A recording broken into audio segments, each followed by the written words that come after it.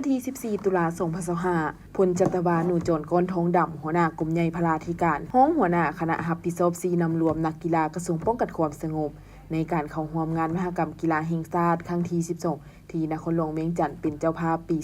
2025ได้ลงเคลื่อนไหวติดตามการฝึกซ้อมของนักกีฬาเปตังป้องกันความสงบอยู่สนามฝึกซ้อมกรมคุ้มขังดัดสร้างโดยมีคณะรับผิดชอบและครูฝึกเข้าร่วม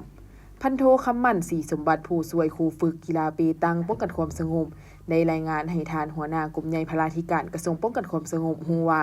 นักกีฬาป้องกันความสงบได้ส่งนักกีฬาเปตังเข้าแข่งขันในงานมหกรรมกีฬาแห่งชาติครั้งนี้มี12สหายชาย6สหายหญิง6สหายซึ่งจะได้เข้าร่วมการแข่งขันใน11รายการและชิงไซอยู่11เหรียญคำการฝึกซ้อมของนักกีฬาเปตังป้องกันความสงบเน้นได้เคลื่อนไหวเป็นปกติซ้อมอยู่เป็นประจำทั้งคาบเช้าและคาบแลงผ่านการเกียมความพร้อมมาฮอดปัจจุบันถือว่าเกียมพร้อมได้ 70% ส่วนห้อยและคาดหมายจะสู่สุนให้ได้1เหรียญคำโอกาสนี้พลจัตวาหนูโจรก้นท้องดำได้แสดงความโยงโยสมซือโตคณะรับผิดชอบครูฝึกนักกีฬาเปตังป้องกันความสงบทุกสหายที่ได้เอาใจใส่เข้าใจสุมสติปัญญาเฮือเฮงเข้าในการฝึกซ้อมพร้อมทั้งเฮียงฮ้องให้นักกีฬาจงรักษาสุขภาพรักษาระเบียบวินัยตั้งใจฝึกซ้อมเพื่อให้ญาติได้ไสชนะและญาติเอาเหรียญคำมาสู่กระทรวงป้องกันความสงบ